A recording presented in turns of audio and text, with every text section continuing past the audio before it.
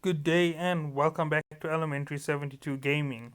Before I get into this video, I'd like to ask you all to please leave a like or comment on my video. Consider subscribing to my channel, and if you dislike the content, please leave a comment saying where it's gone wrong. So today I'm actually going to be going for a straight up playthrough in a mission itself. Now I have upgraded some of the fittings on my ship, and that's particularly just for this mission. Now I'm going to be playing this a bit rough, and I'm not playing the right tactic with the fittings on my vessel. You're going to see that a few of the things that I do aren't going to be perfectly correct for my particular vessel. And here's another thing going wrong.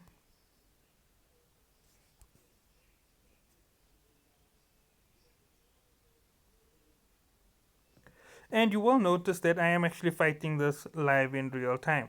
Now, one of the other things to show is I have actually improved a lot of the systems on this ship just for this particular battle. Now, number one, I have improved my ship's fittings. So this ship is right now running C-type fittings so that I can have a little bit of an edge in terms of combat. So I have advanced my speed with C-type afterburner at 181% extra speed. Let me just show you quickly.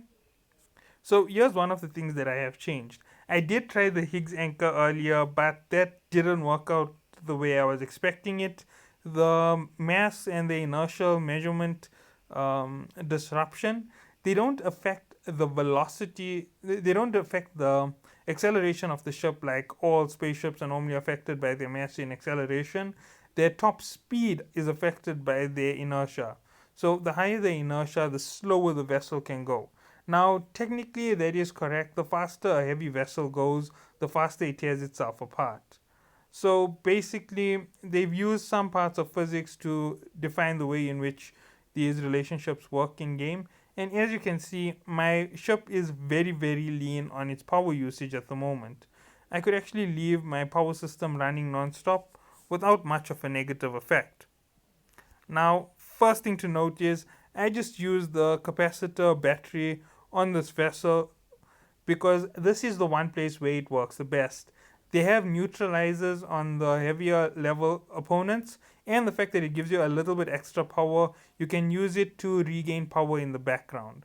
And it's a quick way to get a head start and make sure that you're moving forward in terms of your play. So this is currently one of the most fun battles that I am doing at the moment, and I'm trying to speed up my overall battle time.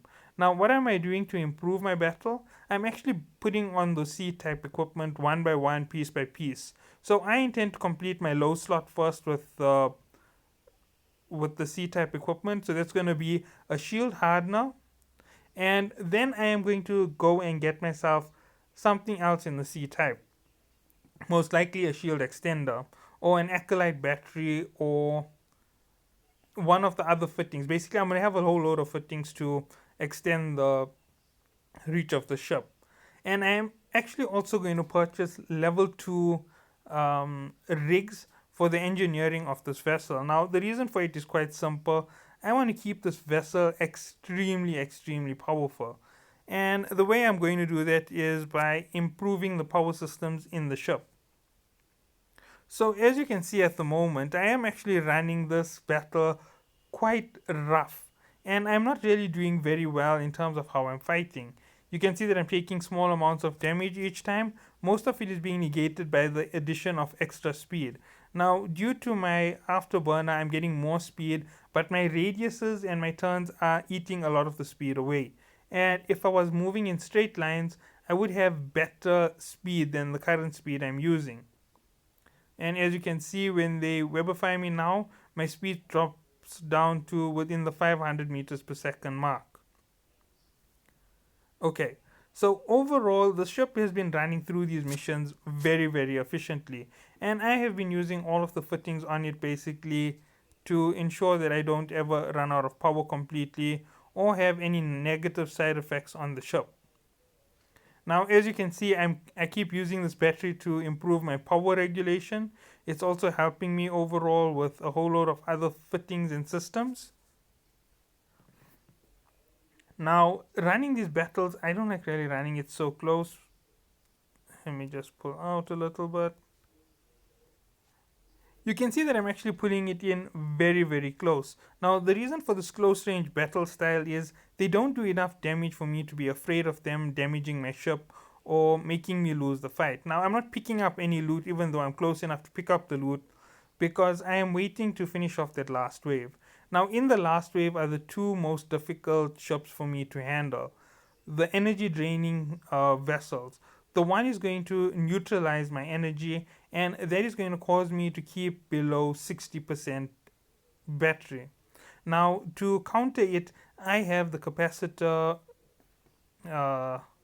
the capacitor battery, the Acolyte battery, to help me boost up my power a little bit. Now, once I activate it, the effects of that energy drain, the energy neutralizers, are going to be negated. It's going to allow my shield build to last a little longer in this fight, but it isn't going to stop it because there are two of them and I only have one battery. So it's only going to negate one of their effects, it's not going to negate both. And as you can see, my power is keeping pretty high at around 63. Now, the reason for that is my research is pretty high in most of my fittings, and right now you can see how it goes when I play in this type of combat. Now, I am fighting quite far out and I am deploying my drone in this fight. My drone does really well to help me strip away shields on vessels, and I don't have enough command room to make it a very efficient playstyle.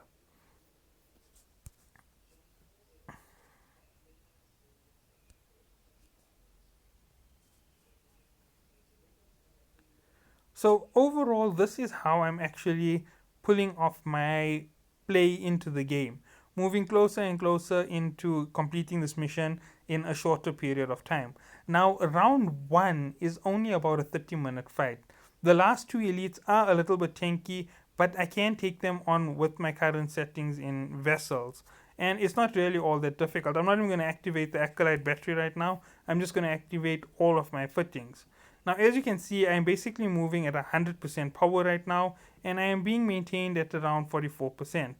All of my mid slots are active, all of my drone slot is active, everything is active except for the battery. Now, the battery doesn't drain power like other fittings would, so it isn't that big of a deal that it is not being used. Now, let me just hit it in quickly. I just don't want to take the negative so long. So there it is right now. Because it is so large, it's allowing my capacitor to regain at a faster rate, and because I can push it into that last 100%, it actually helps the energy gain stay at a constant rate, and it won't allow me to fall down very quickly in terms of my power usage on the vessel.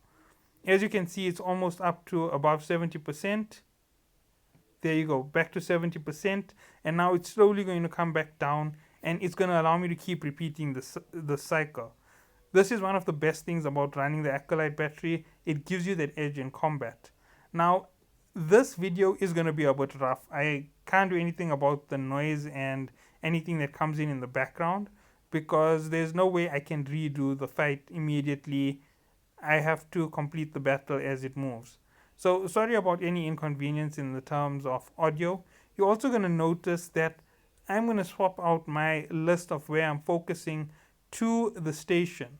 Now, even though I do have a good enough hold on the battle without the addition of more fittings and more power to my entire battle form, I can always dock at a station to recover my capacitor absolutely quickly. Now, the reason why you do that is to make sure that your capacitor doesn't drain too fast on you, and you make sure that none of your aspects of your ship are losing power through combat. Now, this is something which most players do when you have a lot of your shield go down and a lot of your capacitor go down. You simply warp to the nearest station to ensure that you don't have to go through this whole situation over and over again. Okay, now I'm deactivating the shield regen because it's one of my most expensive skills. It cost me almost 24 a minute to have it operational. Whoa.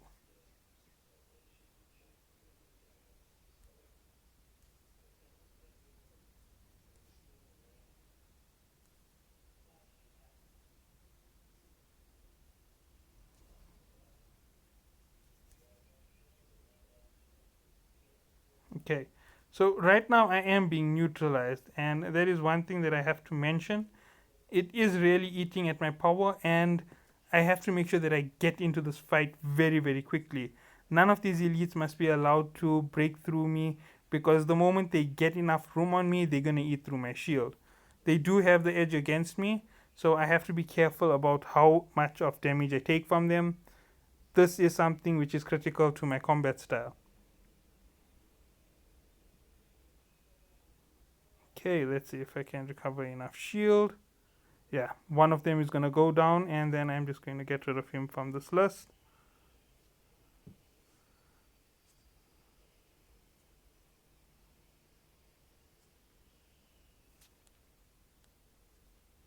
There we go. All the elites are now locked in. I can keep up the battle for a little bit longer with everything in close range. Now, holding them in this close range isn't a good idea with the weapon set that I have on the vessel. I should be taking them down way quicker. Otherwise, this battle is going to draw out and it's going to become a negative on my side. Now, I can take out the other enemy vessels before I take on these two tanks, and that is going to help me with making sure that I don't sustain too much of extra damage in combat.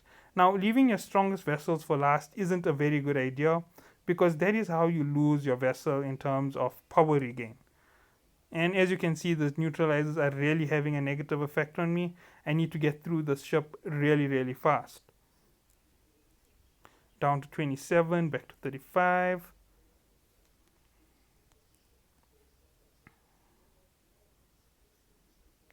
So all of this is actually playing to my negative. Right now the power drain is really, really heavy from them. Let me just show you that it is 2 times 2 neutralizer. It's this vessel and the elite thorax. Now I am not going to take the thorax on. I am going to try and go for this ship the moment this ship is destroyed. The reason for it is simple. Even though the negative of the energy drain is coming from the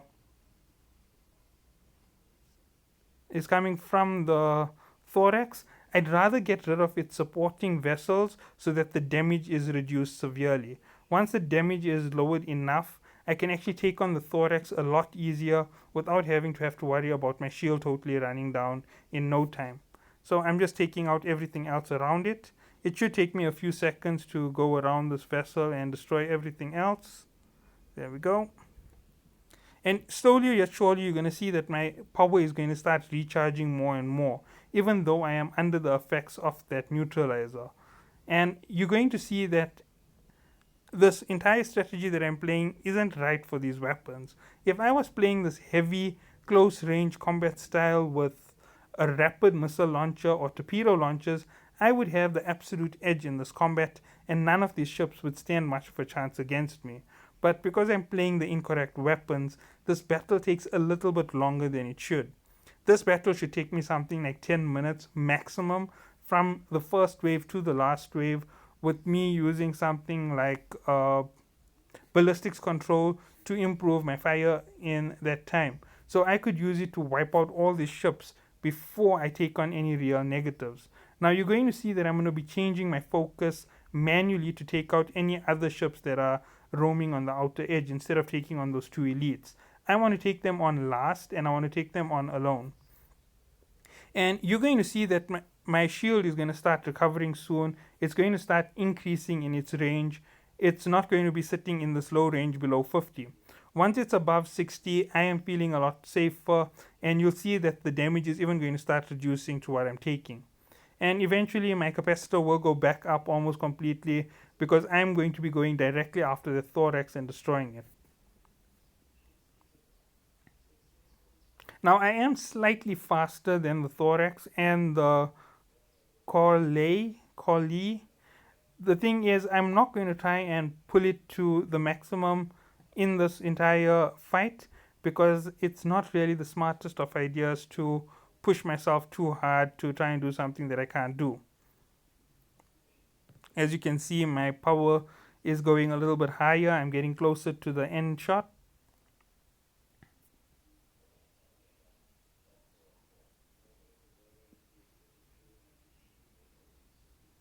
Whew, getting better there. I took a little bit of a hard hit from someone. That was probably because I decelerated. And here comes the heavy damage again. So this is the format in which I'm going to play the fight. As you can see, this is completely different from the For Patriotism fight. The reason why you run from the For Patriotism fight is because of those warp disruptors. And when they disrupt you, it really, really affects you heavily because you can't get away if you end up in a pinch. Like right now, if I end up in a pinch, I can still get away from this fight. I have more than enough power. One moment.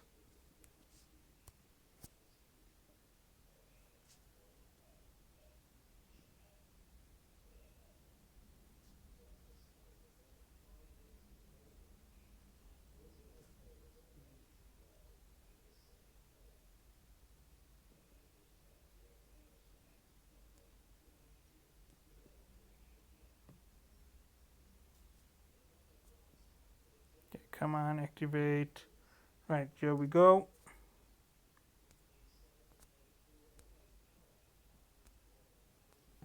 And as you can see, everything is now in my favor.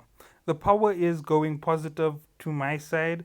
The energy drain is working out better for me, and my shield is very high in capacity at the moment.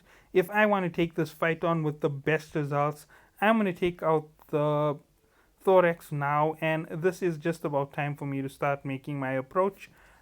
But I am going to do one even better on this. I am going to go straight after the Celestus, sorry. No, no, no, no, no.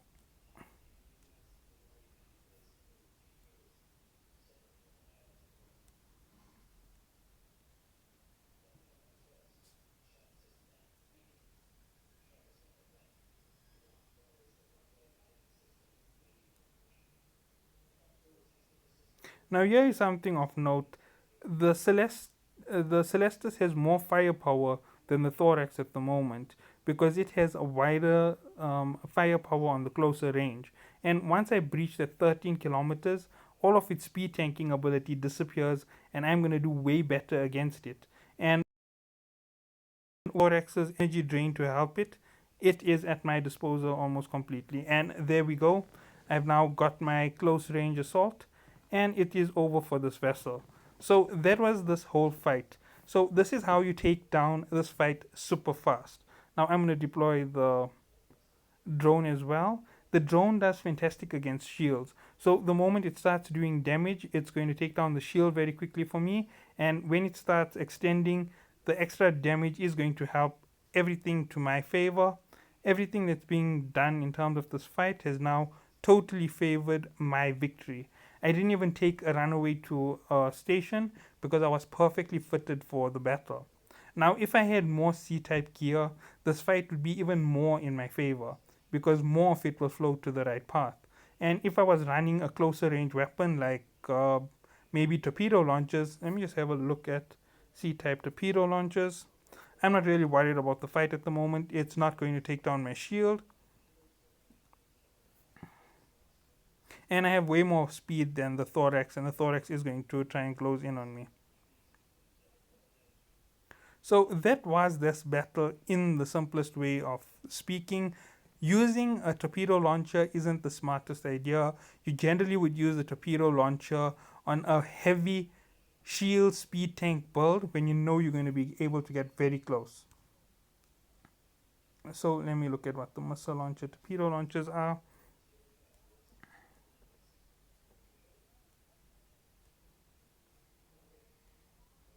I know it's 100,000 for a missile launcher.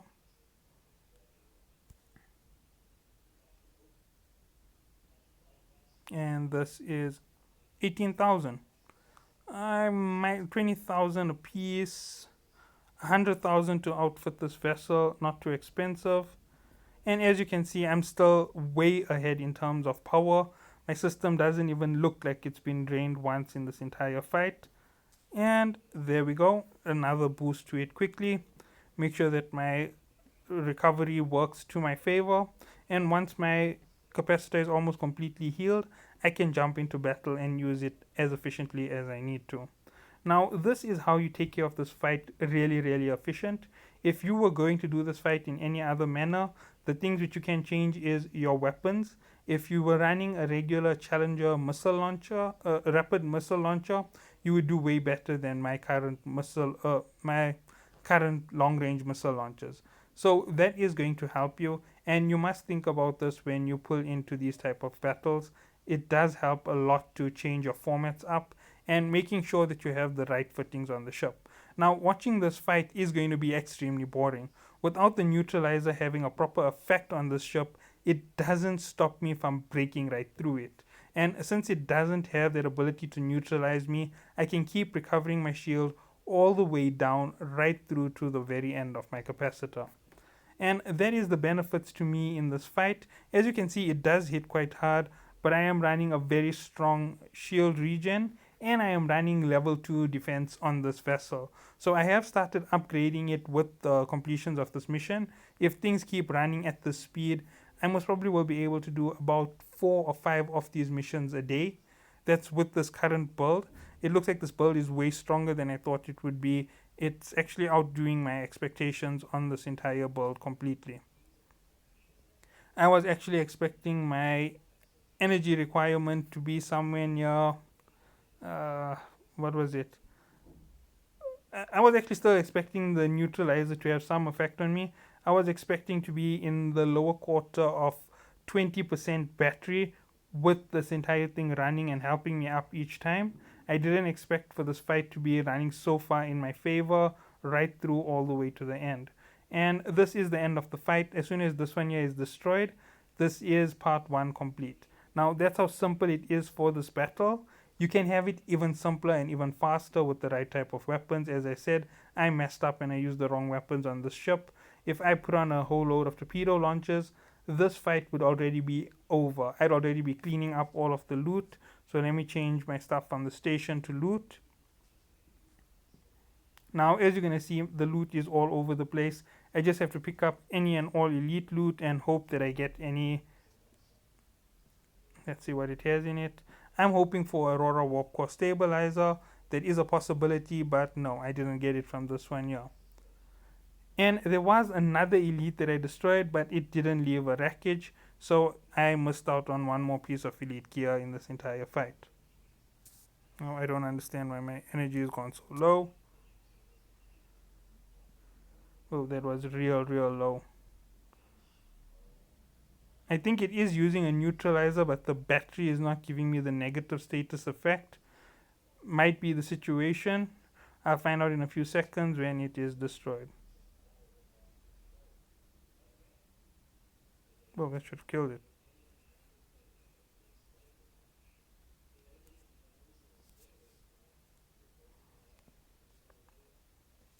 And that is this fight in a nutshell. This is Super Soft Drink Part 1 Combat Solo. Thank you for watching. Have a good day. Part 2 will be coming out a little bit later.